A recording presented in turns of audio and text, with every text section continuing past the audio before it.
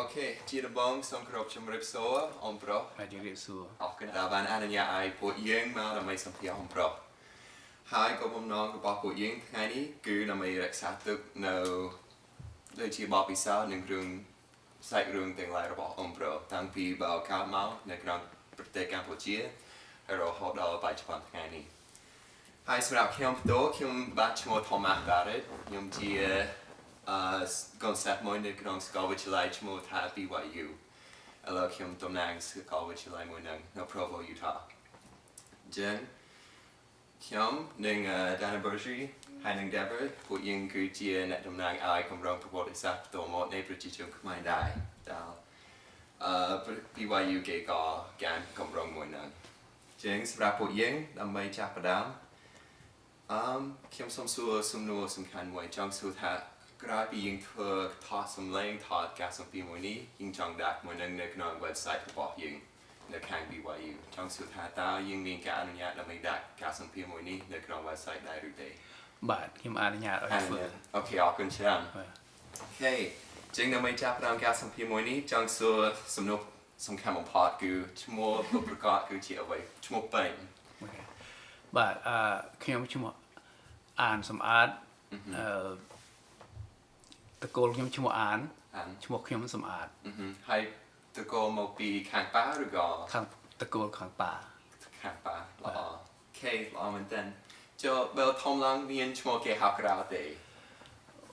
មានហៅសឹមដែរសឹមបាទចូលហៅដូចគេហៅសឹមឈ្មោះហៅលេងហ្មងហៅលេងពុកហៅលេងហ្មងអូខេល្អតាំងពីធំឡើងក៏ក្មេងៗឬក៏ថ្មីនេះតាំងពីក្មេងបាទអូខេល្អហើយសពថ្ងៃនេះអ៊ំប្រុសមានអាយុប៉ុន្មាន72ឆ្នាំបាទអូខេ72ឆ្នាំហើយកើតនៅឆ្នាំណាដែរឆ្នាំទីប៉ុន្មានកើតនៅខែ9ថ្ងៃទី18ថ្ងៃស្អែកហ្នឹងឯងថ្ងៃស្អែកអូចូលមែនឆ្នាំ1952អូខេចាំច្បាស់បាទហើយអ៊ំប្រុសបានកើតនៅកន្លែងទីណានៅកម្ពុជាបាទប្រភពដើមខ្ញុំចេញមកពីប្រទេសខ្មែរហៅថាប្រទេសកម្ពុជាស្រុកកំណើតខ្ញុំនៅភូមិគោកមនសង្កាត់គោកមនស្រុកអំពិលខេត្តឧត្តរមានជ័យឧត្តរមានជ័យនៅខាងជើងជិតព្រំប្រទល់ថៃហ្នឹងជិតថៃ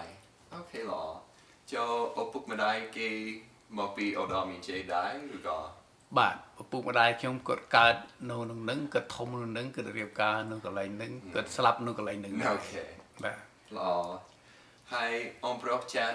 ភាសាខ្មែរហើយខ្ញុំឮថាអ៊ំប្រុសចាស់អង់គ្លេសខ្លះដែរបាទខ្ញុំចេះអង់គ្លេសខ្លះចេះភាសាខ្មែរភាសាថៃភាសាលាវអូខេចំនួន4ដែរបាទ4បើចង់ភ្លេចខ្លះហើយមិនដែលបាននិយាយយូរអូខេអត់ទេចង់សួរខាងភាសាខ្មែរចេះសរសេរចេះអានទេបាទចេះទាំងបាទអូខេល្អចូលអង់គ្លេសចេះអានឬក៏អង់គ្លេសចេះអានចេះសរសេរបានបន្តិចបន្តួចដែរអូខេល្អស្វាតអញ្ចឹងអូខេល្អចឹងប្រហែលជាខ្ញុំនឹងដូរប្រធានបទទៅក្រុមគ្រួសារប្រវត្តិសាស្ត្រនៃក្រុមគ្រួសារចឹងចង់សួរថាឪពុកម្ដាយគេកើតនៅឧត្តរមានជ័យស្គាល់ភូមិឃុំទេកើតនៅឧត្តរមានជ័យស្រុកភូមិគោកមនសង្កាត់គោកមនស្រុកអំពិលខេត្តឧត្តរមានជ័យស្រុកដដែលអូខេល្អហើយចូលឪពុកម្ដាយមានឈ្មោះអ្វីឪពុកខ្ញុំឈ្មោះអានអានប៉ុន្តែគាត់យកឪពុកគាត់ធ្វើជាតកូលឈ្មោះព្រឹមបាទព្រឹមអានបាទម្ដាយឈ្មោះហាននាមតកូលគាត់ឈ្មោះសាទបាទចូលបើប្រកបយ៉ាងម៉េចឈ្មោះម៉េចឈ្មោះ spell បើប្រកបប្រកបជាអក្សរអង់គ្លេសឬអក្សរខ្មែរសាទ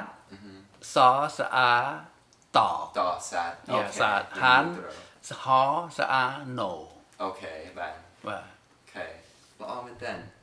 ហើយគេអូខេត្រូវ cho ông pro squall cái gạo nơi Nam na đây ខ្ញុំអត់ដឹង ở đây អត់ដឹងអត់ចាំអត់បាន អត់ចាំ គាត់បាននិយាយប្រាប់ផងជាពិសេសចំនួនហ្នឹងកម្រោបានដឹងហើយថ្ងៃខែកំណើតខ្លួនកើតហ្នឹងពួកអីស្រុកខ្ញុំនៅនឹងស្រុកជនបទដាច់ស្រយាល ok មិនមែននៅជិតទីក្រុងទេ bà cho squall Nam Khmer cái đối chỉ Nam chlo Nam thọ rồi có squall មានគាត់ស្គាល់ដែរប៉ុន្តែខ្ញុំដូចមិនក៏ធ្លាប់និយាយប្រាប់ខ្ញុំដែរប៉ុន្តែខ្ញុំចាំមិនបាន chào mình bạn Bà. ok ở đây thì how you how ok hai ông pro thọ này thà cái slap no ở đó mình chơi đối khi đó nè បាទឪពុកខ្ញុំស្លាប់មុន slap 2ឆ្នាំម្ដាយខ្ញុំស្លាប់តាមក្រោយ ok yo cho ông pro jam Nam đào ở bốc rồi bỏ ông pro bạn slap ឆ្នាំឪពុកខ្ញុំស្លាប់ប្រហែលចាំបាននេះខ្ញុំប្រហែលឆ្នាំ1968 69នឹងឯង ok muốn bộ bọt chân បាទមុនពលពតមួយឆ្នាំ2ឆ្នាំហ្នឹង Okay. ប្រហែលខ្ទង់ហ្នឹង ok yo cái lọ hai srap cái con khmai rồi có cái cả គាត់ជាកូនខ្មែរ con khmai từng bí បាទទាំងពីរនាក់ ok បាទ chân ông pro khmai sốt បាទ khmai sốt lọ cho ông pro miền bong bọn thì បាទខ្ញុំមានគាត់មានកូន6 7នាក់7នាក់ប្រុស3នាក់ស្រី2នាក់ ok bên bên này tiếng ông pro rồi បាទ7នាក់នឹងខ្ញុំ ok cho jam chmua rồi bỏ cái từng ngõ thì កូនច្បងទី1ឈ្មោះអានសឿន an sườn ឥឡូវហ្នឹងគាត់នៅ Paris go no Paris French go French pro rồi có កូនប្រុស pro ហើយបន្ទាប់ពីនឹងមកទៀតឈ្មោះអានគៀល an kill បាទ ok គាត់នៅ Iowa State no Iowa pro rồi say ស្រី Slay ហើយបន្ទាប់មកទៀតឈ្មោះអានសោត an sao ប្រុសគាត់ស្លាប់បាន5ឆ្នាំហើយនៅតាកម៉ាហ្នឹង nó ta có mà បាទ ok ហើយបន្ទាប់ពីបងសោតមកខ្ញុំផ្ទាល់ ok Tôi. tí buồn chân បាទទី4ហើយបន្ទាប់ពីខ្ញុំទីមានប្អូនស្រីមួយទៀតឈ្មោះអានហួន an huồn អានបើគេហៅថាអានគឹមហួន ăn cơm huồn បាទគាត់ជាស្រី ok គាត់សប្តាហ៍ថ្ងៃគឺរស់នៅMontreal Quebec oh man no Yeah. no Canada បាទនៅកាណាដា okay ហើយកូនពៅគេឈ្មោះអានពិសិដ្ឋ okay an bị sật បាទគាត់ស្លាប់បាត់ហើយ okay ស្លាប់នៅឆ្នាំ1977 chậm vào Bà. okay cô start no nè no khmai នៅខ្មែរខ្មែរក្រហមមកយកគាត់ទៅសម្លាប់ចោល okay yo chpa បាទ okay yo cho sư tha ông pro miền Anusavri chỉ muốn nên bong có rồi có chỉ muốn ở phục mà đai nơi khmai tệ បាទខ្ញុំមានអនុស្សាវរីយ៍ច្រើនណាស់ជាពិសេសខ្ញុំរស់នៅភាពជនបទ okay ព្រៃភ្នំស្រែចម្ការ cô srai chpa រស់ស៊ីតាមធម្មជាតិតាមធម្មតា okay សបាយមួយចំនួនហ្នឹងសបាយសម្បូរសัตว์សម្បូរផ្លែឈើសម្បូរអីគ្រប់យ៉ាងទាំង oh wow មិនទោះបីជាមិនមានម៉ាស៊ីនក៏យើងអាចរស់បានដែរកន្លែងហ្នឹងអត់មានបញ្ហាទេរស់ស្រួលមែនតើ chừng ហើយអនុស្សាវរីយ៍ឪពុកម្ដាយខ្ញុំគាត់ធ្វើការជាធម្មតាជាអ្នកស្រែហើយខ្ញុំក្មេងៗអនុស្សាវរីយ៍ច្រើនណាស់ជាមួយគាត់ដល់ពេលខ្ញុំធំហ្នឹងខ្ញុំចងក្រងក្នុងខួរក្បាលខ្ញុំជានិច្ចអនុស្សាវរីយ៍ដែលគាត់បង្រៀនខ្ញុំបានមកឲ្យខ្ញុំបានធ្វើបានល្អជាមនុស្សមួយដែលមានចិត្តធម៌ដូចគាត់ដែរ រៀនតាមគ្រួសារ បាទ សប្បាយមានអនុស្សាវរីយ៍ដែលខ្ញុំធ្លាប់ខ្ញុំលើកថានៅក្នុងភូមិនីមួយៗមានអ្នកខ្លះគេមានគេចេះល្បែងឬក៏ចេះឡើងថ្នោតឬក៏គេមានជំនាញអីផ្សេងចង់សួរធ្លាប់រៀនជំនាញពីក្រុមគ្រួសារទេ អត់មានផងខាងមានតែខាងស្រែធ្វើចំការ ស្រ័យចំការ ហើយនឹងប្រមាញ់សัตว์ហើយនឹងស្ទូចត្រីនឹងតែប៉ុណ្្នឹងឯង អូខេ មានអីហ៎ ចឹងធ្វើមានជីវិតស្រ័យចំការ បាទ អូខេសប្បាយហើយភាគច្រើនប៉ាជាអ្នកធ្វើស្រ័យចំការម៉ៃជួយគាត់ឬក៏ម្ដាយរបស់ហមប្រកួតធ្វើការនៅផ្ទះ ជួយគ្នាទៅវិញទៅមក ទៅវិញទៅមក បាទជួយគ្នាទៅវិញទៅមក ល្អ តាម ផុត កិច្ចការដែលត្រូវការជួយជាងការឪពុកខ្ញុំជួយកិច្ចការម្ដាយខ្ញុំជាងការម្ដាយខ្ញុំជួយកិច្ចការខាងឪពុកជួយគ្នាទៅវិញទៅមក បាទអត់ល្អណាស់ បាទ ចង់សួរអំពីលោកតាលោកយាយរបស់ហងប្រុសខាងម៉ែខាងឪចង់សួរថាគេមានឈ្មោះអ្វីចាំគាត់ធ្លាប់ជួបជាមួយគាត់ទេ តាបើយាយខ្ញុំជួបតាខ្ញុំអត់បានជួបទេប៉ុន្តែខ្ញុំចាំឈ្មោះគាត់ភាគច្រើនហ្មង អូខេ ហើយខ្ញុំក៏បានធ្វើជាប្រវត្តិគ្រួសារនៅក្នុង website ដែរ នៅក្នុង website Family Search Man បាទ នៅក្នុង website Family Search ឬក៏ខាងណា ខាងសាសនាចាក់ អូ វា ខាង នឹង សាសនាចាស់អូខេ បាទ ហើយឈ្មោះរបស់ពួកគេគឺជាអ្វី ឈ្មោះឪពុកខាងតាខ្ញុំឈ្មោះតាព្រឹមប៉ុន្តែខ្ញុំអត់ដឹងឪពុកតាព្រឹមទេអត់ដឹងទេខ្ញុំចាំអត់បានទេ អូខេ ប៉ុន្តែយាយខ្ញុំឈ្មោះយាយម៉ាន់ យ៉ាម៉ាន់ គាត់ជាឪពុកម្ដាយឪពុករបស់ខ្ញុំ អូខេ យីហៅតាព្រឹមយាយម៉ាន់តាព្រឹមយាយម៉ាន់តែប៉ុណ្្នឹងអីអត់មានដឹងឈ្មោះអីនាមតកូលគាត់ប្រហែលខ្ញុំអត់ដឹងរបស់ហ្នឹងបើចឹងហ្នឹងហើយខាងម្ដាយខ្ញុំឈ្មោះតាសាទ តសាទ តាសាទជាឪពុករបស់ម្ដាយខ្ញុំ បាទ ហើយម្ដាយប្រពន្ធគាត់ឈ្មោះ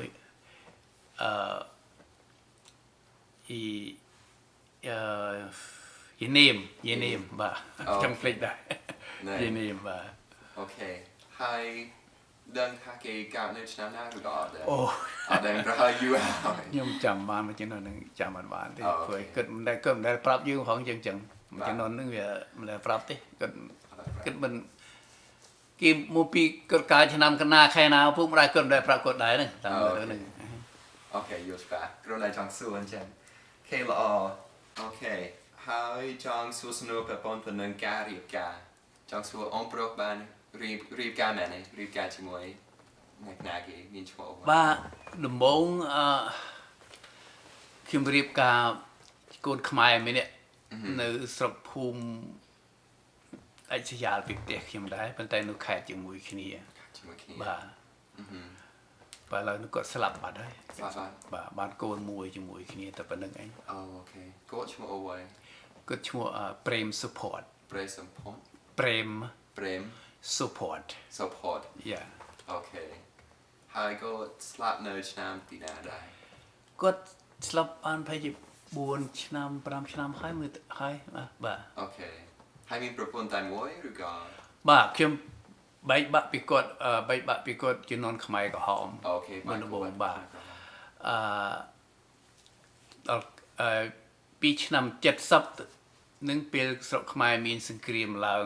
កើតឡើងមកហ្នឹងក៏ខ្ញុំក៏ដាច់ចិត្តឈប់រៀនខ្ញុំចូលរៀន college ទេប៉ុន្តែมันបានមួយឆ្នាំផងហ្នឹងมันបានមួយឆ្នាំហ្នឹងក៏គេត្រូវការឬទាហានដើម្បីជួយការពារជាតិជួយអីហ្នឹងខ្ញុំក៏ចូលធ្វើទាហានពេលហ្នឹងទៅ ធ្វើទៅហ៊ានខាងលន់ណូ ទាហានខាងលន់ណូ លន់ណូ បាទ ហើយចូលបាក់ដប់ហើយណា បាទ ចូលបាក់ដប់ហើយណាឆ្នាំទី12ធ្វើហើយ បាទចប់ បញ្ចប់ ចប់ហើយខ្ញុំចូលបានកាលេសបានពេលកន្លះឆ្នាំដែរ អូខេចូលស្គាល់ឆ្លៃ បាទ ចូលធ្វើទៅហ៊ានខាងលន់ណូបានប៉ុន្មានឆ្នាំ បាន5ឆ្នាំ 5 ពី ឆ្នាំ 1970ដល់1975 បាទពោបចូល ពលពតចូលໄວខ្ញុំក៏ឈប់ទៅកន្លែងហ្នឹង អូខេធ្វើទៅហ៊ាននៅណាណា នៅខេត្តឧត្តរមានជ័យដែរ អូដល់មីជេ បាទ អូខេហើយចូលពោបចង់សួរខ្លះពីពោបដែលសារយើងនិយាយអំពីប្រធានបទហើយចង់សួរថានៅចូលចាប់5ឆ្នាំចាប់5នៅអូដល់មីជេដែរណា បាទ អូខេហើយគេជំលាអំប្រុសទៅណាកន្លែងណាផ្សេងឬក៏នៅអូដល់មីជេដែរ គេដើមឡើយពេលណាដែលយើងចាញ់សង្គ្រាមជាមួយខ្មែរកុម្មុយនីសខ្មែរខ្ញុំក៏បោះអាវុធខ្ញុំក្រុមម៉ាសេវផ្លាស់ខោអាវទៅក្នុងអានេះទឹកស្ទឹងមួយបោះចោលហើយស្លៀកពាក់ខោអាវស៊ីវិលដើម្បីបន្លំខ្លួនជាមួយជនជាតិស៊ីវិលជាធម្មតាហ្នឹង បាទ ខ្ញុំក៏ដើរតម្រង់ទៅស្រុកភូមិខ្ញុំវិញ អូខេចង់ឲ្យគេដឹងថា អត់ឲ្យគេដឹង ទៅហ៊ាន ណា អូខេយល់ច្បាស់ បាទ ហើយទៅភូមិណានៅក្នុងចាក់ បាទខ្ញុំចូលទៅស្រុកភូមិខ្ញុំហ្មង អូខេ បាទ ពីដើមអូខេហើយចូលចំនួនពលពតមានអាយុប៉ុន្មានឆ្នាំណា ខ្ញុំចាំមិនបានប្រហែលជាឆ្នាំ25 26អាយុបាទប្រហែល 20ប្រហែលអូខេ 25 26ប្រហែលម្ដុំនឹងឯង អូខេប្រហែលជាយើងទ្របទៅវិញអំពីខ្មែរក្រហមអំពីបបិសាដាលអំប្រុសបានឆ្លងកាត់នៅក្នុងសម័យពលពត អូខេកាលដើមឡើយខ្ញុំជាសិស្សសាលានៅសិស្សសាលានៅពេលឆ្នាំ1970ខ្ញុំក៏ចូលធ្វើទាហានធ្វើទាហានបាន5ឆ្នាំហើយខ្ញុំមិនបាច់ប្រាប់ការរស់នៅរបស់ខ្ញុំកំពុងធ្វើទាហាននេះមែនទេមិនបាច់ប្រាប់ទេឬចង់ខ្ញុំនិយាយដែរ ញ៉ែអ្វីក៏បានបើនិយាយល្អ បាទការធ្វើទាហាននឹងមានពិបាកខ្លាំងណាស់មួយចំណុចហ្នឹងហើយយើងបានជំនួយពីសហរដ្ឋអាមេរិកដែរ បាទ គ្រឿងអាវុធអីហ្នឹងពួកខ្ញុំខាងសេរីខាង អូខេ ជំនួយទទួលជំនួយពីអាមេរិកហ្នឹងដែរ បាទ ហើយក្នុងរវាង5ឆ្នាំហ្នឹងខ្ញុំមានមិត្តភ័ក្តិច្រើនដែលធ្វើទាហានហ្នឹងស្លាប់រាល់ថ្ងៃមានថ្មីរាល់ថ្ងៃ បាទ ពួកមនុស្សស្លាប់រៀងរាល់ថ្ងៃទាហានហ្នឹងប៉ុន្តែយើងមានទាហានមកចូលថ្មីបន្តរាល់ថ្ងៃដែរម្ល៉េះហើយម្នាក់នៅពេលដែលម្នាក់នៅពេលហ្នឹងពេលណាយល់ថាថ្ងៃនេះយើងរស់ថ្ងៃស្អែកយើងនឹងស្លាប់ពួកមនុស្សស្លាប់រាល់ថ្ងៃមិនដឹងអ្នកណាស្លាប់ទេបាទសម្រាប់ចឹងម្នាក់ទៅភ្ញាក់ឡើងឃើញថ្ងៃរៀងឡើងថាអូខ្ញុំរស់ I'm survive I survive ជារៀងរាល់ថ្ងៃតាំងចិត្តអញ្ចឹងបងថាថ្ងៃស្អែកយើងនឹងស្លាប់តែប៉ុណ្្នឹងឯងរហូតស្លាប់ចាស់ណាមានស្លាប់គ្រប់បែបយ៉ាងនៅពេលធ្វើសង្គ្រាមហ្នឹងមានភាពពិបាកខ្លាំងប្រទេសខ្មែរយើងដល់ពេល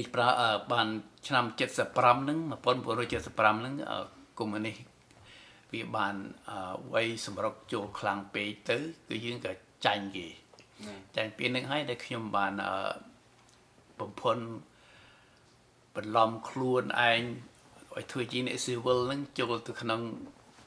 ដើរជាមួយអ្នកស៊ីវិលដើរតាមផ្លូវដើម្បីបន្លំខ្លួនចូលទៅស្រុកភូមិខ្លួនឯងកំណើតដែរហ្នឹងប៉ុន្តែដល់ភូមិកំណើតខ្ញុំរស់នៅបានជាមួយខ្មែរក្រហមបាន2ឆ្នាំដល់1977នៅពេលដែលខ្ញុំរស់នៅនឹងឃើញមនុស្សស្លាប់ច្រើនណាស់អត់អាហារហើយជាពិសេសគឺយកទៅសម្លាប់ចោលហ្មងមានភូមិមួយជិតខ្ញុំឈ្មោះភូមិកំពង់ទឹកភូមិកំពង់ទឹកអានឹងមកភូមិនឹងដឹកយកទាំងអស់ទៅស្លាប់អស់មកភូមិហ្មងក្មេងៗវាយកដាក់ផ្សេងមនុស្សចាស់វាដាក់ផ្សេងនឹងស្រីដាក់ផ្សេងហើយវាស្លាប់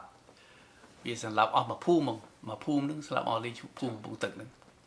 បាទហើយវាកុហកថាវាជាលៀសពីកន្លែងហ្នឹងដើម្បីទៅផលិតផលទៅកន្លែងផ្សេងទៀតណាទៅវាយកទៅសម្លាប់ចោលអស់ហ្មងអត់មានសល់ហ្មងបាទហើយខ្ញុំ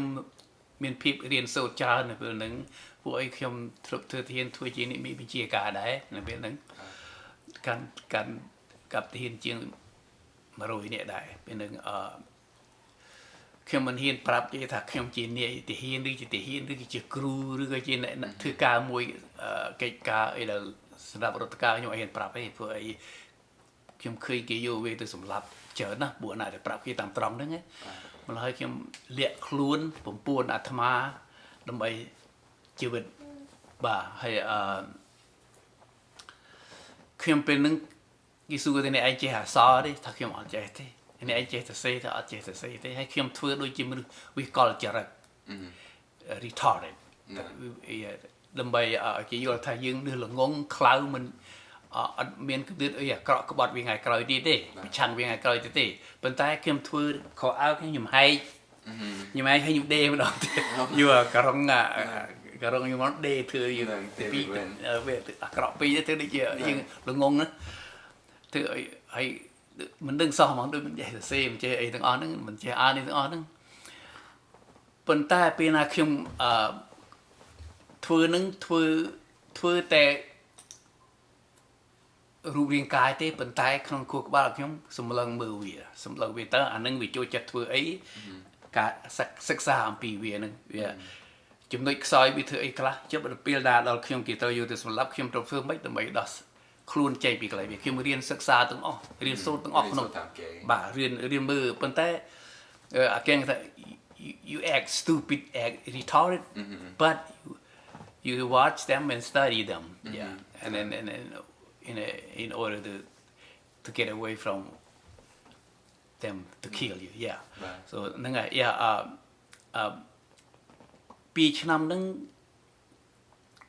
ជួបប្រទេសច្រើនមានអ្នកដែលយកទៅសម្លាប់ដឹកចងគ្នាពីក្រោយគឺដើរក្រោយប្រទេសខ្ញុំមកជួអញ្ចឹងសក់ចងអញ្ចឹងយកទៅໄว้សម្លាប់ចោលហ្នឹងហើយចោបខ្ញុំនៅលើអាផ្ទះនៅក្រោយហ្នឹងវាយកទៅជាមួយដែរវាយកទៅជាមួយដែរវាទៅໄວសម្លាប់គ្នាចោលអស់ហើយវាយកចោបដាក់ទុកខ្ញុំវិញព្រឹកឡើងឃើញឈាមនោះបាទចោបសក់ឈាមបាទហើយពីយប់ជាមួយប្តីប្រពន្ធអត់ហ៊ាននិយាយអីទេអត់ហ៊ាននិយាយទេពពួកយប់ឡើងវាមនុស្សខាងក្រៅផ្ទះមួយចាំលូបចាំស្ដាប់យើងគេលឺនិយាយអីអាក្រក់ទៅវាចាប់យើងហ្នឹងមកហើយទៅពេលដែលយើងព្រឹកឡើងយើងមើលក្រៅផ្ទះគឺសក់កលងវាមនុស្សចាំក្រៅផ្ទះយើងហ្នឹងម្ល៉េះហើយទៅយើងដឹងហ្មងយើងដឹងហ្មងម្ល៉េះហើយនឹងឯការរស់នៅជាមួយខ្មែរក្រហមមានភាពពិបាកឋាននរកហ្មងគ្មានធម៌គ្មានសាសនាអត់មានជំនឿអញ្ចឹងទេកូនវាអប់រំឲ្យទៅសម្រាប់ឪពុកម្ដាយវាថាវាស្រឡាញ់ក្មេងៗតូចណាតែធំពេកវាអត់ស្រឡាញ់ទេវាយកវាដើម្បីយកទៅអប់រំដូចដឹងស្រាប់ហើយក្មេងវាដូចជាกระดาษសអញ្ចឹងវាយកទៅលាបពណ៌អីក៏បានដែរណាហើយទៅវាលាបពណ៌ក្រហមហ្នឹងសម្រាប់ពុកម្ដាយខ្លួនឯងក៏មានដែរម្ល៉េះហើយវាពេលហ្នឹងអត់មានទុកចិត្តប្រពន្ធអត់ទុកចិត្តប្តីអត់ទុកចិត្តប្រពន្ធកូនម៉ែឪទាំងអស់ហ្នឹងពេលហ្នឹងអត់ដូចតែខ្លាចចិត្តគ្នាហ្មងខ្លាចហ្មងឲ្យហ៊ាននិយាយអាក្រក់មិនហ៊ាននិយាយអីទេពិបាកពេលហ្នឹងវាមានភាពពិបាកថ្ងៃមួយក្នុងឆ្នាំ77ហ្នឹងខ្ញុំនៅស្ទូងស្រែហើយឃើញខ្មែរក្រហមពីរនាក់ដើរមកតម្រង់ខ្ញុំហើយមកសួរថាចង់ឲ្យខ្ញុំយកខ្ញុំទៅជួយជួសជុលផ្ទះនៅក្នុងភូមិមួយដែលខ្ញុំបាញ់ខ្យល់ព្យុះខ្លាំងពេកឲ្យទៅជួយជួសជុលខ្ញុំក៏នឹកស្មានថាថ្មីអីមិនត្រូវការខ្ញុំទៅមួយមិនក៏ត្រូវការ2នាក់មិនក៏យកតែខ្ញុំទៅមួយហើយវាប្រាប់ទៀតថាមិនអោយទៅម្នាក់ឯងទេដើរជាមួយគ្នាវាដើម្បីនិយាយសប្បាយលេងតាមផ្លូវខ្ញុំដឹងគណិតនេះឯងខ្ញុំដឹងហ្មងដឹងរបៀបវាជួបចាប់មនុស្សគឺធ្វើអញ្ចឹងហ្មងបាទពេលហ្នឹងខ្ញុំក៏ថាអូខេអញ្ចឹងខ្ញុំក៏ប្រាប់វាថាខ្ញុំសុំទៅយកអីវ៉ាន់ខ្ញុំនៅផ្ទះនោះចុងព្រៃនោះនៅផ្ទះហ្នឹងវាខ្ញុំនិយាយអត់មានតក់ស្លុតនិយាយធម្មតាមិនអោយវាចាប់បានហើយទៅវាឲ្យវាទៅយកទៅថាហ្នឹងហើយទៅយកទៅមកត្រឡប់មកវិញចាំដើរទៅជាមួយគ្នាទៅស្រុកភូមិយើងវិញបាទប៉ុន្តែតែខ្ញុំចេញផុតពីកម្ពតមួយទៅកម្ពតមួយចេញពីទៅដល់កន្លែងហ្នឹងខ្ញុំគេកិច្ចខ្លួនហ្មងកិច្ចខ្លួនចូលព្រៃហ្មងរត់ចេញហ្មងចេញមកក្នុងព្រៃហ្មងបាទវ៉ាវហើយពីចេញហ្នឹងប្រហែលជិត7ថ្ងៃ6ថ្ងៃមកដល់ជំរំដល់ស្រុកថៃឆ្លងកាត់ច្រើនណាស់ជ្រៃបាទព្រៃភ្នំឆ្លងកាត់ច្រើនណាស់ហើយបានជួបប្រទេសអ្នកដែលស្លាប់តាមផ្លូវដែលដើរជន់មីនច្រើនណាស់ហើយដែលដើរទៅជួបវាយូរស្លាប់ចោលឃើញឆ្អឹងតាមច្រើនណាស់ប៉ុន្តែខ្ញុំនោះប្រហែលជាអ្នកស្រុកភូមិ civil ធម្មតាគ្នាអត់ដឹងហើយខ្ញុំធ្លាប់ធ្វើទាហានខ្ញុំធ្លាប់ហាត់រៀនច្រើនមុននឹងខ្ញុំចេញដើរពីកន្លែងមួយទៅកន្លែងមួយខ្ញុំនៅកន្លែងហ្នឹងយ៉ាងតិចគឺ2ម៉ោងដែរសងំមនុស្សកន្លែងហ្នឹងបើមានពួកវាគង់តែមានសញ្ញាស្អីមួយស្រែកឬក៏ស្អីមួយឲ្យយើងបានលឺដែរបើថាអត់មានទេយើងធ្វើដំណើរទៅតិចទៀតទៅយើងឈប់នៅកន្លែងហ្នឹងទៀតហើយហ្នឹងហើយបើសិនតែយើងអត់ដឹងទៅជួបវាបណ្ដោយបាទពីទៅហ្នឹងក៏វាមានខ្សែ3ខ្សែដើរវាមួយតូចទេខ្សែ rail ដូចដើរអញ្ចឹងអាហ្នឹងយើងអាចដើរកន្លងបាន យើងអាចដើរបានប៉ុន្តែខ្ញុំមុននឹងឆ្លងហ្នឹងខ្ញុំអង្គុយនៅកន្លែងហ្នឹងចាំមើលតើវាដើររបៀបមិន2ម៉ោងវាដើរម្ដង2ម៉ោងវាដើរម្ដងហើយខ្ញុំដឹងអញ្ចឹងទៅខ្ញុំគ្រឿង2ម៉ោងក្នុងវាដើរចេញផុតខ្ញុំក៏លួចចេញផុតព្រាមព្រោះវាត្រង់តែវាដើរមកម្ដងទៀតទៅវា2ម៉ោងហ្នឹងខ្ញុំបានទៅឆ្ងាយហើយទៅដល់មកផ្លូវទី2ធំតិចយើងមិនអាចកន្លងបានទេហើយទៅអង្គុយចាំកន្លែងហ្នឹងឃើញវាដើរហើយវាចង់អានេះមេឈើពីក្រោយដើម្បីបោះដើម្បីណាឆ្លងទៅឃើញកន្លោជើងវាឆ្លាតវាដើរអត់ដែរនិយាយពូនោះអត់និយាយគ្នាមកវាដើរស្ងាត់អមមែនទេហ្នឹងគ្រាន់តែលឺតែលេងកំភ្លើងវាដើរคลิกគឺអត់និយាយទេវាអត់និយាយគ្នាទេពេលណាខ្ញុំកន្លងលូតកន្លងដើរមកពេលណាខ្ញុំឆ្លងប្រហែលជាឃើញកន្លោជើងខ្ញុំមកហើយខ្ញុំដើរលើឫសឈើជន់លើឫសឈើ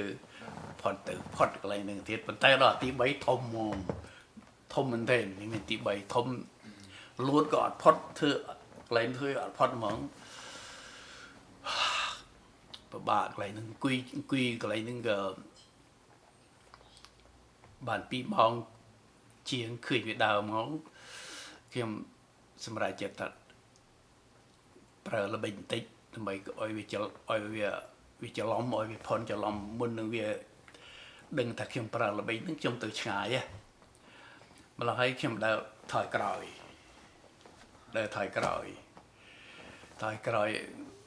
ជាងមុខយើងទៅនេះយើងដើរទៅក្រោយយល់ទេដើរថយក្រោយ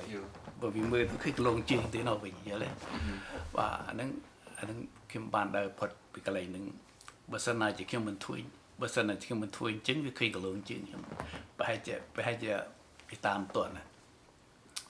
ហើយនៅពេលឆ្លងកាត់ព្រៃភ្នំហ្នឹងឲ្យមានឲ្យញ៉ាំស្លឹកឈើខ្ចីញ៉ាំស្លឹកឈើខ្ចីឡើងដេកនៅលើដើមឈើឡើងតាមវល្លិដើមឈើធំឡើងតាមវល្លិទៅដេកដើមឈើយកកម្មាចងហើយដេកមានលក់អីភ្លៀងមកយប់ទល់ភ្លឺមានលក់អីតែជាក់ស្ងប់នឹងលើភ្នំហ្នឹងអត់មានលក់ទេចងដើម្បីខ្លីយើងលក់ទៅយើងធ្លាក់6យប់ដែរបានឆ្លងដល់ស្រុកថៃទៅស្រុកថៃចូលចំការទៅថៃហ្មងអត់អាហារយូរហើយឃើញពូឃើញអត់ឡើងអូឃ្លានមែនតើហ្មងពូខាតអត់ញ៉ាំអាហារច្រើនថ្ងៃហើយស្គមមែនតើហ្មងនៅស្បែកចឹងពេលហ្នឹងចូលទៅលួចឥឡូវគេញ៉ាំលួចពោតគេញ៉ាំឆ្អែតពេកពោះនឹងប៉ោងមិនដេកលក់នឹងមិនដឹងខ្លួនហ្មងហើយលក់នឹងចំការគេនឹងពោះនឹងប៉ោងហើយដល់ភ្ញាក់ឡើងជុំដេកច្រើនហ្មងទៅឆ្អែតពេកមិនដែលញ៉ាំខាត់ញ៉ាំយូរហើយបានខ្ញុំបង្ហាញខ្លួនទៅអ្នកចំការគេចេញមកគេឃើញខ្ញុំយកកំភ្លើងគេកំភ្លើងធម្មតាស្រុកភូមិเป็นកំភ្លើងទានណានាំខ្ញុំមកឡើងខ្ទមគេទៅគេឲ្យបាយទឹកខ្ញុំទៀតពេលហ្នឹងហើយគេហៅពួកអាញាធោក្នុងថៃហ្នឹងគេមកយកខ្ញុំទៅបាទពេលគេយកខ្ញុំទៅហ្នឹងគេយកខ្ញុំទៅដាក់គុកល្ងឹតយូស៊ូចម្លើយឲ្យដាក់គុកល្ងឹតអត់មានភ្លើងចឹងទេល្ងឹតជឹងហ្មងតូចមួយទេជិត3ខែដែរគេសួរចម្លើយខ្ញុំឆ្លើយតែប្រវត្តិខ្ញុំធ្វើទាហានអីទាំងអស់ហ្នឹងប្រាប់គេតាមត្រង់គេអត់ជឿខ្ញុំទេថាចុះបើឯងធ្វើទាហានឬអីបានមិនកិច្ចវេសតាំងពីឆ្នាំ75នៅជាមួយវាទៅអីគេសង្ស័យថាខ្ញុំទៅស៊ើបការឬក៏យកការអីឲ្យខ្មែរក្រហមហ្នឹងគេសង្ស័យអញ្ចឹងណាម្ល៉េះហើយដាក់គុកខ្ញុំនៅក្នុង2-3ខែហ្នឹងក្នុងគុកល្ងឹតហ្នឹងពេលណាចេញក្រៅអាគុណកឡតូចមួយយើងបាត់ជើងពេញអីណាពេញហើយត្រូវការយុទ្ធចក្រចោលយល់ទេហើយពេលណាដល់ពេញហើយយើងត្រូវការយុទ្ធចក្រចោលរាល់ដងនៅខ្ញុំចាញ់ទៅយកទៅក្រៅហ្នឹងពេលណាខ្ញុំឃើញថ្ងៃជះមុខខ្ញុំសន្លប់ដួលហ្មងពុំមិនដែលឃើញពលឺអត់ដែលឃើញពលឺទេដួលហ្មងដួលគេលើកស្ទួយចាប់ខ្ញុំទៅព្រឹសខ្លួនវិញទៅបានជិត3ខែរដងមកធ្វើទីចឹងរដងហើយខ្ញុំក៏បានទៅពីជូនខ្ញុំទៅកន្លែងគុកធំហ្មងកន្លែង prison រប៉ុនអ្នកទៅដាក់ខ្ញុំកន្លែងនឹងទៀតហើយគេ គេអ្នកដែលសួរកិច្ចសួរចម្លើយខ្ញុំហ្នឹងប្រហែលជាគេនឹងផ្ញើសំណុំរឿងខ្ញុំហ្នឹងទៅទូតអាមេរិកនៅបាងកកពួកខ្ញុំប្រាប់គេថាខ្ញុំជាទាហានអាមេរិកដែរហើយប្រហែលពេលហ្នឹងហើយបានជួបគុកនោះកន្លែងបានកន្លែងហ្នឹងបានប្រហែលខែខ្ញុំចាំបានណាយូរក៏សំដែរក៏ឃើញទូតអាកៀងហ្នឹងមិនដឹងជាអាកៀងហ្នឹងជាបារាំងឃើញជួនជាតិស្បែកសចំោះវែងខ្ពស់មកសួរសុកទុកខ្ញុំសួរខ្ញុំហើយគេថាកុំអោយភ័យគេនឹងជួយបានគេចេញផុតទៅបានប្រហែលអាទិត្យហ្នឹងគេដកចេញខ្ញុំចេញទៅនៅក្នុងជំរំសរិនហ្មងសរិនបាទនៅថៃបាទពេលនៅសម្លេងនៅថៃហ្នឹងក៏ខ្ញុំសរសេរសម្បត្តិបន្ថែមទៀតមកកន្លែងទូតអាកែងនៅស្រុកបង្កកហ្នឹងតែខ្ញុំចង់មកប្រទេសទី3គាត់ពេលហ្នឹងហើយគេក៏យល់ព្រមឲ្យខ្ញុំមកប្រទេសអាកែងហ្នឹងព្រោះគេដឹងថាខ្ញុំជាទាហានរបស់ជនជាតិអាកែងដែរមួយចំនួនហ្នឹងមួយចំនួនហ្នឹងបាទហើយខ្ញុំចៃមកពីស្រុកថៃមកនៅហ្វីលីពីនបាន3ខែចេញពីហ្វីលីពីនមកដល់រដ្ឋ Iowa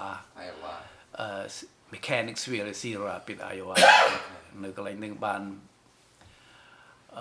ឆ្នាំ80មកដល់ឆ្នាំ80ដល់ឆ្នាំនេះឆ្នាំ80ហ្នឹងស្រកកែងហ្នឹងមុនSteve Mount Sea Helen erupted ហ្នឹងមុននឹងបានមុនឲ្យក្រោយព្រោះខ្ញុំចិត្ត7មកមែនទេមកខែ7ក្រោយ2ខែហ្នឹងពេលនឹងឲ្យ sponsor ខ្ញុំហ្នឹងគាត់ជាអ្នកសង់ផ្ទះ house is a builder he's a builder គាត់ធ្វើ sponsor ខ្ញុំយកមកខ្ញុំចូលធ្វើការឲ្យគាត់ទៅហ្មងបាទនៅ Washington ឬក៏ Iowa នៅ Iowa State បាទពេលនឹងធ្វើការម៉ោងបានម៉ោង$3.25ពេលហ្នឹងគឺការកន្លែងហ្នឹងហ្នឹងអីវ៉ាន់ក៏ថោកសាំង80សេនមួយគីឡូហ្នឹងមួយចំនួនហ្នឹងមានថ្លៃអីប្រហែលហ្នឹង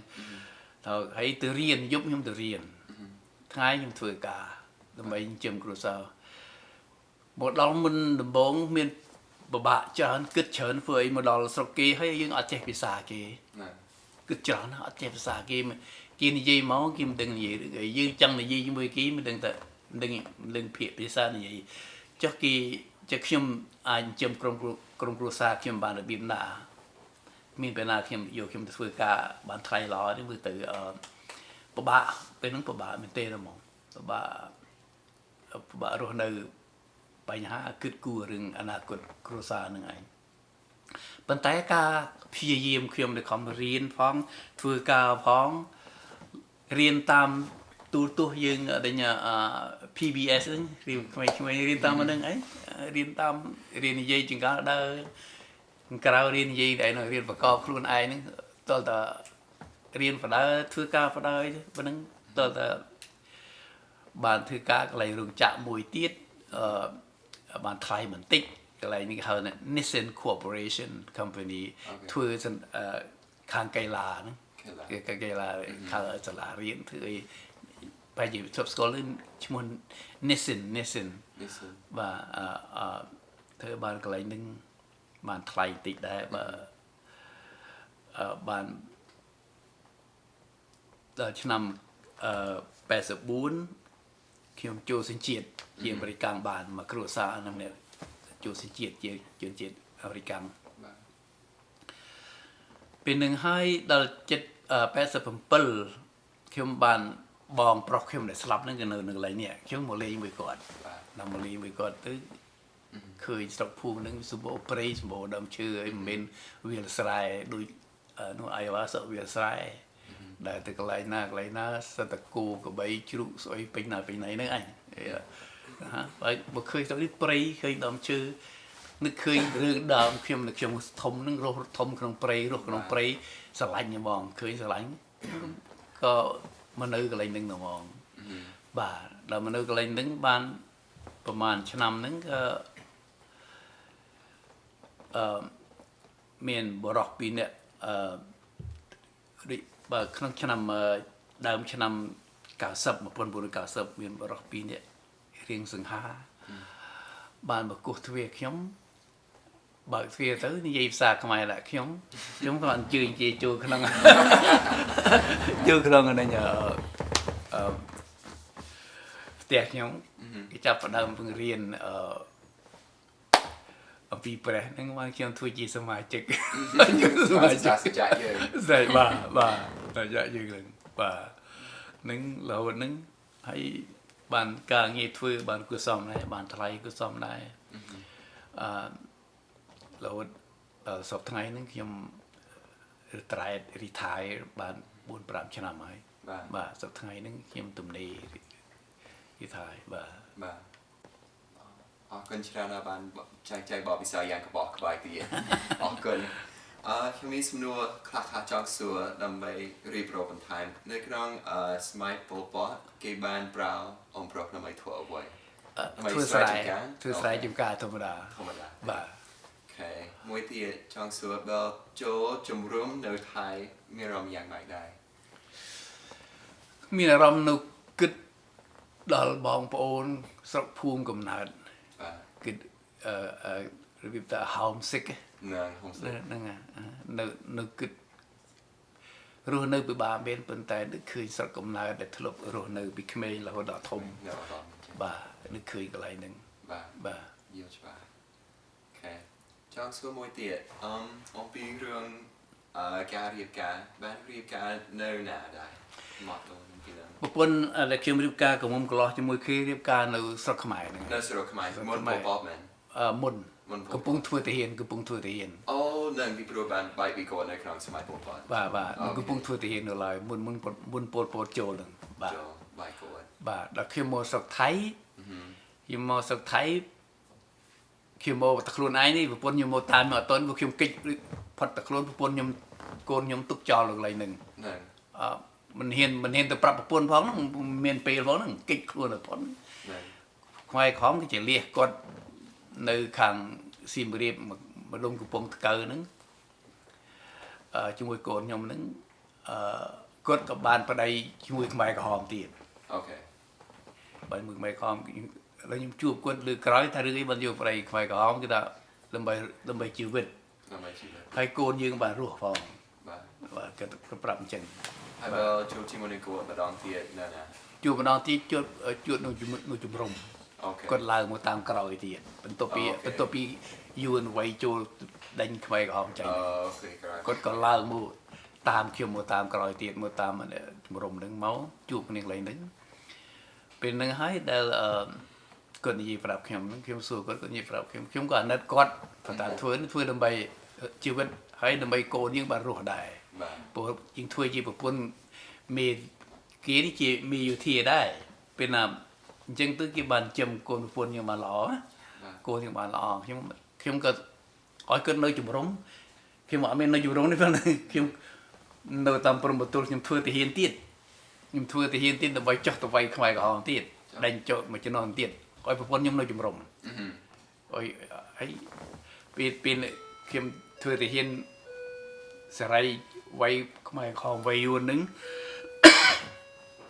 ពួកខ្ញុំគេមានប្តីទៀតពួកជំរំមានតែប្រុសច្រើនពេកអញ្ចឹងគេមានប្តីទៀតទៅបាទមានប្តីទៀតអូខេបាទហើយហ្នឹងបែកបាក់គ្នាតំណឹងទៀតមកហើយខ្ញុំក៏ដឹងថាមានគេមានប្តីខ្ញុំមកសុំយកកូនគេនឹងមកជាមួយដែលខ្ញុំមកអាកែងហ្នឹងខ្ញុំយកកូនមកជាមួយដែរសុំកូនគេអូខេគេឲ្យមកព្រោះអីគាត់ខ្លាចខ្ញុំដែរមកចំណុចខ្ញុំបាទគាត់ខ្លាចខ្ញុំធ្វើបាបគាត់ដែរអូខេសុំរួចតែខ្លួនហ្នឹងបាទពេលណាបាទខ្ញុំបានកូនខ្ញុំមកនៅសប្តាហ៍ថ្ងៃនៅ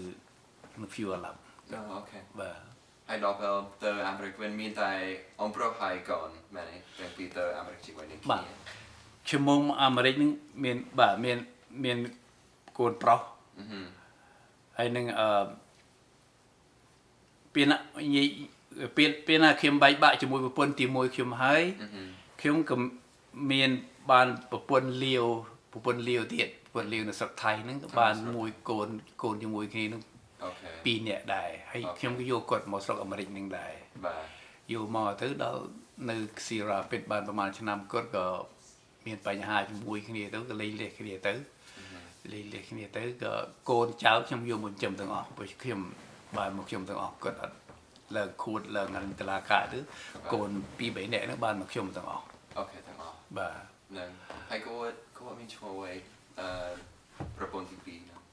ឈ្មោះព្រំយ៉ាន ព្រំយ៉ាន បើការពិតឈ្មោះគាត់ស្រុកថៃនេះឈ្មោះពិតរបស់គាត់នេះឈ្មោះនិតខយ៉ាន់វង អូខេហើយគាត់ជនជាតិថៃ ជិតលាវគាត់លាវប៉ុន្តែលាវនៅស្រុកថៃ លាវនៅស្រុកថៃ បាទ អូខេយល់ច្បាស់ គាត់រស់នៅសប្តាហ៍ថ្ងៃនៅតាកម្មានឹងដែរ នៅតាក៏មកដែរ បាទរស់នៅគាត់ពីណាបីបាក់មួយគាត់នឹងដែរហ្នឹងគឺមានកូន2នាក់ដែរ បាទ បីបាក់មួយគាត់ហ្នឹងគឺខ្ញុំក៏បានឡើងប្រកួតធ្វើខុសច្រើនពេកហើយទៅឡើងតឡាការចាញ់ខ្ញុំបានកូនមកខ្ញុំទាំងអស់ដែរខ្ញុំប្រុសនេះចិញ្ចឹមកូនរហូត កូនទាំងអស់គួរតាមទៅរហូតហ្នឹងប្រុសហ្នឹងបាទ អូខេហើយកូនទាំងអស់មានឈ្មោះអ្វីអាចរៀបរាប់សម្រាប់ខ្ញុំ អូខេកូនខ្ញុំនៅ Few អាឡាប់កូនជាមួយប្រពន្ធទី1ឈ្មោះអានសូម៉ាឡាយ អានសូម៉ាឡាយ បាទ អូខេ ហើយកូនជាមួយលាវហ្នឹងឈ្មោះអានឆាន់ទេវី ឆាន់ទេវី បាទ អូខេ ហើយកូនស្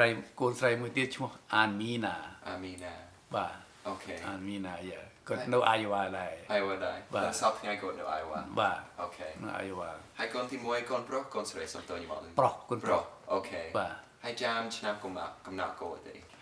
អូចាំបានអាយុគាត់50ហើយ50ជាងហើយគាត់ 50ជាង បាទ អូខេគាត់មុនពពគាត់កើតមុនពព កើតនៅឆ្នាំ75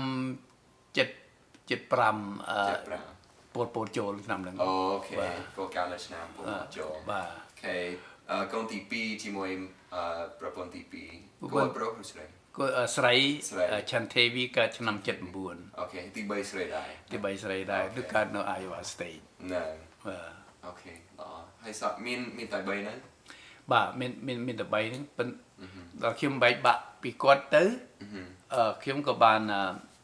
មកនៅរដ្ឋ Washington នឹងឯង បាទ នៅ Washington ហ្នឹងហើយខ្ញុំយកកូនមកទាំងអស់ពួកខ្ញុំបានឈ្នះឡើងតឡាការឈ្នះយកកូនមកទាំងអស់ហ្នឹងចិញ្ចឹមតែសារហ្នឹងនៅ apartment មួយហ្នឹងកូនចិញ្ចឹមកូនហ្នឹងឯងហើយបាទហើយដល់មកដល់នៅនឹងហ្នឹងទៅខ្ញុំមានគ្រួសារមួយទៀតមានគ្រួសារមួយទៀតបានកូន2 3នាក់ទៀត 3នាក់ទៀត បាទ អូខេហើយឈ្មោះគេ ឈ្មោះគាត់ឈ្មោះ Red ប៉ុន្តែឈ្មោះពិតប្រាកដរបស់គេឈ្មោះShirani Sharani បាទ អូខេហើយទី2ហ្នឹងអូ នេះណាគេព្រោះអង្គប្រុសនេះថាមានគ្រូសាមួយទៀតមែនមាន បាទហ្នឹងហើយឈ្មោះ Shirani ហ្នឹងហើយ Sharani បាទ ប្រពន្ធសុំ ពូទី ប្រពន្ធទី3គាត់ឈ្មោះ Sharani Sharani អូខេយកច្បាស់សុំតើយកខ Shirani ហ្នឹង ហើយបានកូន3នាក់ កូន3នាក់គេឈ្មោះអ្វី បងគេ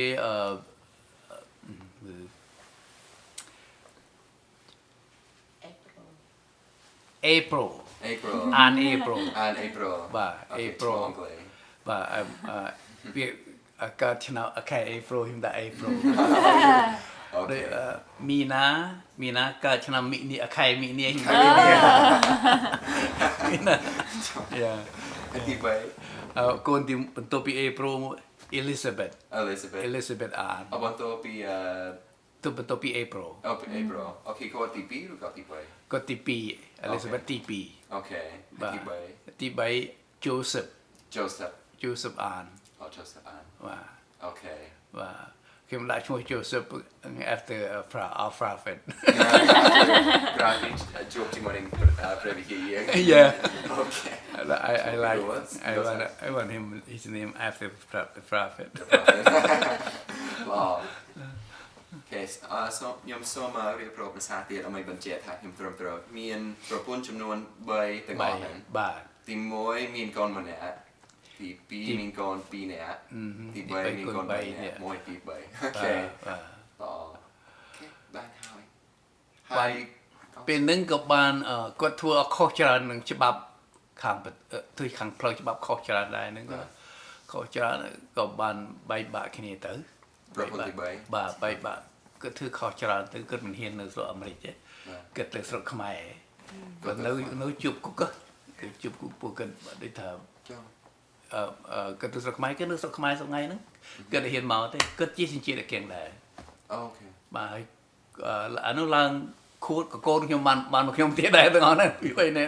បាទទាំងអស់ហ្នឹងបាទគិតនៅស្រុកខ្មែរថ្ងៃហ្នឹង អូខេនៅស្រុកខ្មែរនៅសោក នៅព្រំពេញបាទ នៅព្រំពេញ ពេញថ្ងៃហ្នឹង អូខេយល់ច្បាស់អូខេចង់សួរពីព្រោះអំប្រុសបានរៀបរាប់ច្រើនមែនតើអំពីបបិសាទាំងឡាយតាំងពីតូចរហូតដល់បច្ចុប្បន្ននេះចង់សួរថាពេលវេលាពីបាក់ជាងគេគឺពេលណា ស្ដាប់បានថាម៉េច អូចង់សួរថា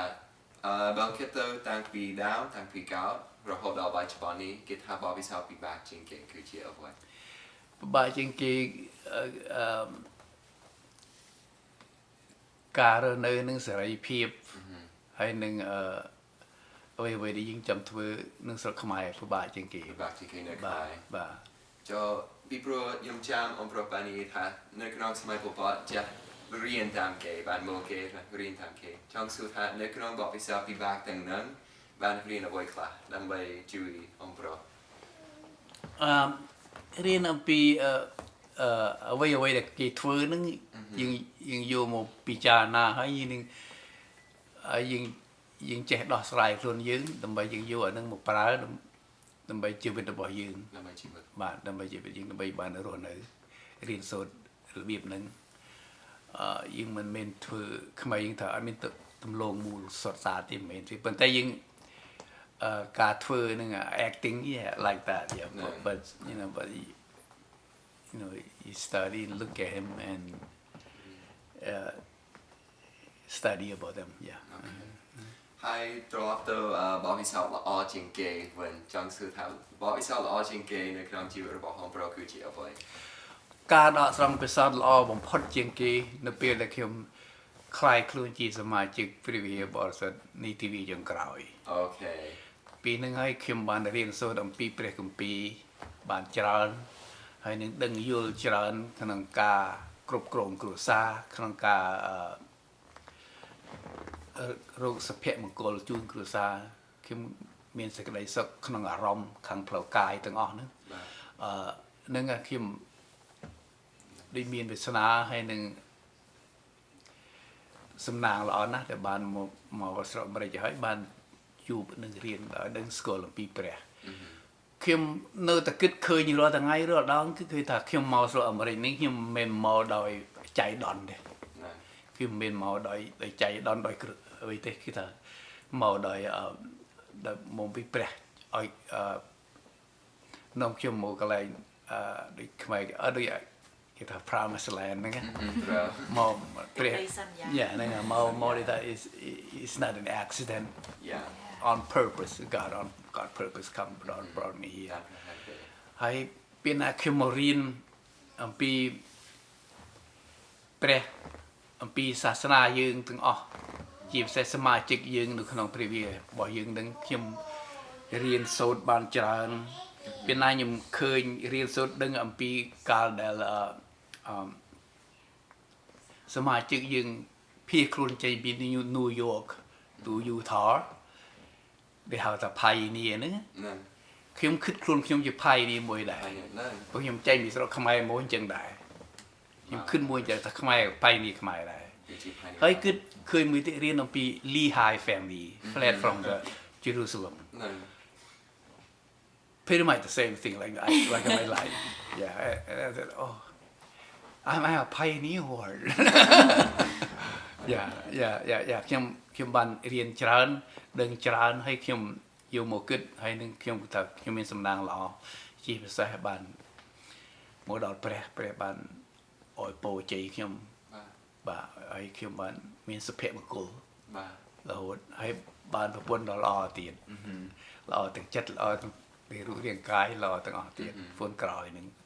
ការពិតប្រពន្ធខ្ញុំគាត់ជាសមាជិកនឹងដែរមួយពីមុនហ្នឹងប៉ុន្តែប្តីគាត់ស្លាប់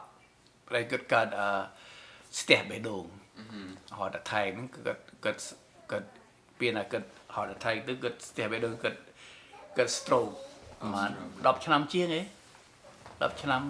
គាត់មើលថែរក្សាប្តីគាត់10ឆ្នាំនៅក្រេហ្នឹងអត់មាន đã từ vô bị chọc hà cái lại nâng anh biến ngư bàn cọc bàn đấy thế bởi khơi tập này đấy mà bàn đọc cho năm bàn cột sập hay khi ông chụp cột nó chụp nó ở nó biểu hiện năng đại khi tôi biểu hiện chụp cột nó có bàn để tồn cái này mười chặt thầm này từ vì nó mở cái man vô chặt từng ngọc kia thấy những đừng vô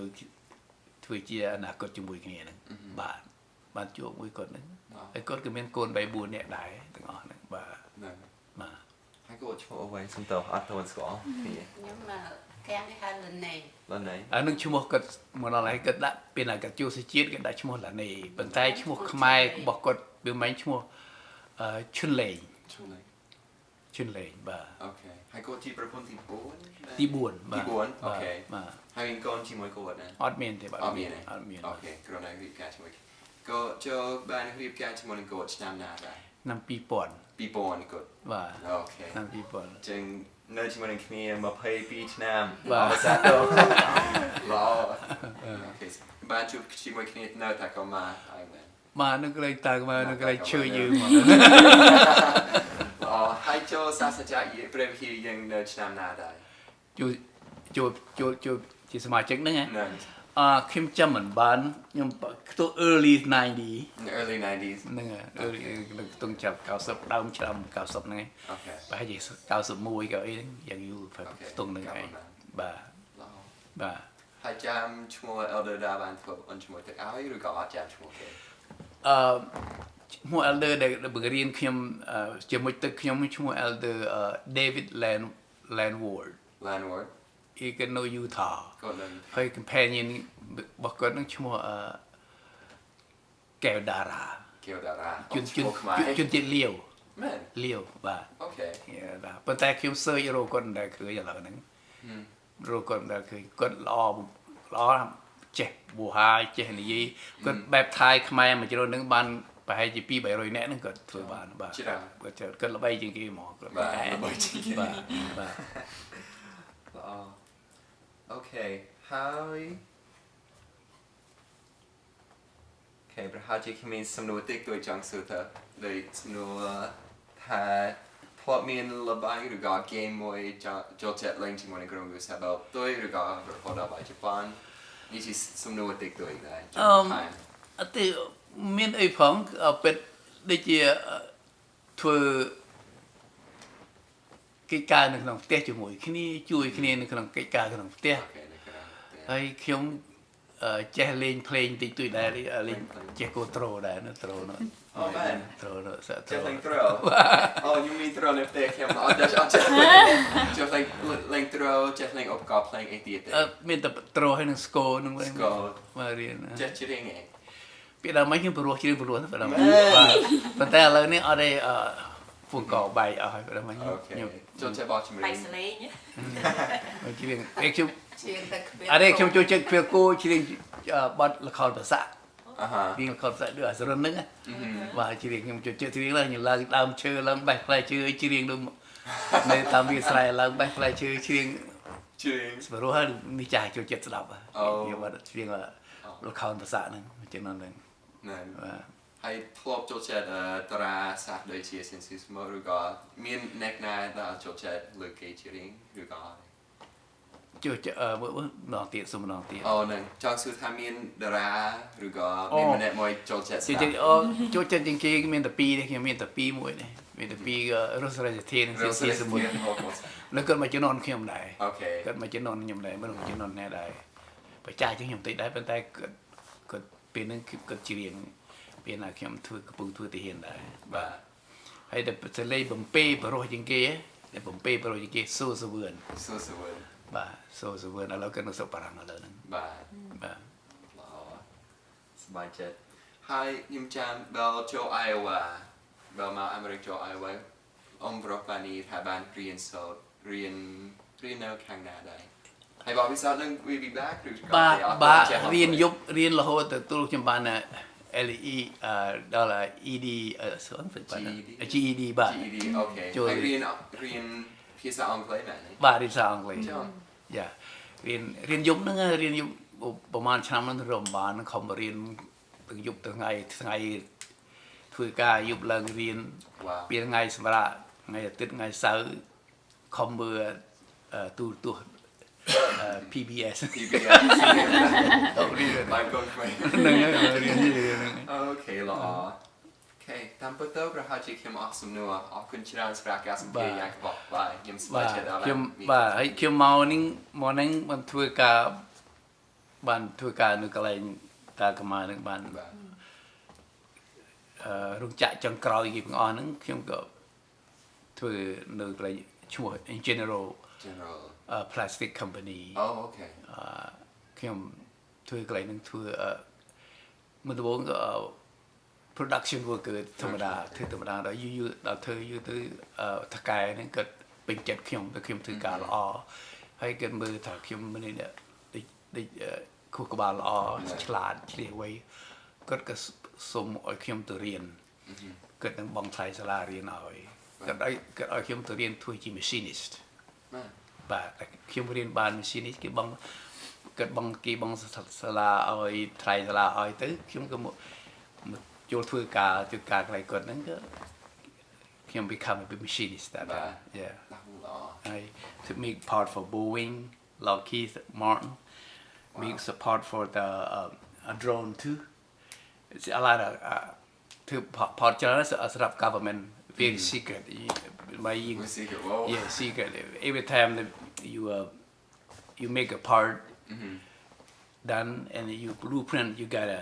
thread it out so in a way you can't live around it because it's so secret if someone need that blueprint they can go out and put it again Okay so yeah it's very secret yeah and Wow. and I have a pen from NASA too because I make floor for them after they explode one time Oh my God. last time and then they make it let us make a floor out of foam high density foam Wow yeah make a floor for them and then they came visit us they gave us each machinist have one pen one pen so I have That's amazing yeah and then every time I wear people asking how do you get the pen and then well it's a long story and I'll tell them and say wow well I don't know my lucky then That's amazing Okay ហើយសំណួរជាចុងក្រោយដល់ខ្ញុំចង់សួរគឺពាក្យពាក់ព័ន្ធទៅនឹងការទុកដូចជាពាក្យសម្ដីរបស់អមប្រុសទៅកាន់ចំនួនក្រោយចង់សួរថាមានពាក្យពេចន៍អីចង់ប្រាប់ផ្ញើឲ្យចំនួនក្រោយដូចជាកូនចៅឬក៏មនុស្សដែលនឹងស្ដាប់ការសម្ភាសន៍ដល់ក្រោយ បាទ មានអីครับ បាទខ្ញុំគាត់មិនប្រាប់ឲ្យដឹងថាកាលដើមឡើយនៅពេលដែលខ្ញុំមិនទាន់ស្គាល់សាសនាចាក់យើងខ្ញុំមិននឹកស្មានថាជីវិតខ្ញុំបានល្អប្រសើរដោយសពថ្ងៃនឹងទេខ្ញុំចង់ឲ្យបងប្អូនកូនក្មួយមិត្តភ័ក្តិណាមួយឬក៏អ្នកដទៃណាមួយដែលបានឮសំឡេងខ្ញុំសូមឲ្យយកចិត្តទុកដាក់ស្ដាប់ហើយនឹងយល់ថាមានតែផ្លូវមួយទេដើម្បីរកអនាគតរបស់យើងហើយនឹងមានសុភមង្គលនៅក្នុងក្រុមគ្រួសារយើងគឺយើងតាំងចិត្តដើរតាមព្រះយេស៊ូវរបស់យើងនឹងហើយនឹងពេលណាឃើញអ្នកបេសកកម្មខាងសាសនាដើរតាមផ្លូវឲ្យសូមអញ្ជើញបងប្អូនហៅរោផងដើម្បីហើយឲ្យគេចូលឲ្យមានអនុញ្ញាតឲ្យគេចូលក្នុងផ្ទះដើម្បីគេបង្រៀនដំណឹងល្អឲ្យយើងបានដឹងហើយយើងនឹងបានល្អហើយយើងនឹងមានជោគជ័យនៅពេលនឹងដែរហើយយើងមានវាសនាល្អហើយនឹងបានវិលត្រឡប់ទៅលោកព្រះវិញទៅពេលដែលយើងចាកពីឋាននេះទៅ បាទ ទៅប៉ុណ្្នឹងហើយ អូខេអរគុណច្រើនអមប្រុសដែលបានរៀបរាប់យ៉ាងក្បោះក្បាយដែលបានចែកចាយបទពិសោធន៍ទាំងឡាយខ្ញុំពិតជាសប្បាយចិត្តបានលើកទឹកចិត្តខ្ញុំដែរ បាទ ជាងស្រាប់ពួកយើងពេលក្រោយអ្វីដែលយើងនឹងធ្វើក្រោយពីយើងចោលការថតសំឡេងនៃការសម្ភាសន៍មួយនេះយើងនឹងឲ្យ copy មួយទៅកាន់អមប្រុសដើម្បីអមប្រុសអាចស្ដាប់បើមានអ្វីមួយចង់ time ឬក៏ចង់ដកឲ្យប្រាប់ពួកយើងបានហើយក្រោយមកយើងនឹងដាក់មួយនឹងទៅលើ website របស់ពួកយើង បាទ ហើយចាំខ្ញុំផ្ញើ link website ឲ្យអមប្រុសទៅក្រោយដើម្បីអាចស្ដាប់បាន បាទ ជាងជាចុងក្រោយអរគុណច្រើនអមប្រុស បាទអរគុណដែលបានជួយមកផ្ទះខ្ញុំ បាទ បាទនឹងជាឬថតខ្ញុំក៏រៀបការជាមួយប្រពន្ធខ្ញុំ ឆ្នាំ2000 បាទនេះគឺថតខ្ញុំ ថតដែរណា ថតនៅណា ថតនៅស្រុកខ្មែរទៅថតនៅស្រុកខ្មែរហើយមកខាងនេះនឹងទៅថតស្រុកខ្មែរហើយនេះកូនស្រីខ្ញុំនៅ Iowa State No Iowa គាត់ឈ្ State មោះអី ឈ្មោះមីណា មីណា បាទនេះជាកូនស្រីខាងប្រពន្ធខ្ញុំគាត់ឈ្មោះសុខា ហើយនឹងកូនប្រុសនិងកូនស្រីគាត់ដែរកើតតូចហ្នឹង បាទ បាទនេះជាកូនរបស់ខ្ញុំទាំង3នាក់ប្រពន្ធទី3 អូខេ ប្រពន្ធទី3ឈ្មោះ April អូខេ Joseph and Elizabeth បាទ បាទ បាទអានឹងជាក្រុមគ្រួសារខាងប្រពន្ធខ្ញុំទាំងអស់ដែរណា បាទ ហើយនឹងនេះប្រពន្ធខ្ញុំនេះរូបខ្ញុំកាលតលីសុកបារាំង ទៅលេងស្រុកបារាំងឆ្នាំណា ឆ្នាំ2018 18 បាទ អូខេ សុកបារាំង ល្អ ហើយមានអីទេតែប៉ុណ្្នឹងឯងនេះក្រុមគ្រួ តែ សារ ប៉ុណ្ណឹង ប្រពន្ធខ្ញុំ អូខេ នេះរូបគាត់ហើយនឹងកូនប្រុសគាត់នេះកូនគេកូននេះហើយកូនស្រីសខាហើយ Kenny Chinda ឈិនដាហើយគេគឺជាកូនរបស់ប្រពន្ធទី4អូខេអូខេ មានអីទេប៉ុណ្្នឹងឯងហើយ តែប៉ុណ្ណឹង កូនស្រីគាត់នៅសៀលឈ្មោះសខាមិននេះឯងឈ្មោះសខា សុខា សខាកូនស្រីរបស់គាត់ហ្នឹងបាទ អូខេ មានអីទេតែប៉ុណ្្នឹងឯង អូខេអរគុណច្រើនអរប្រុស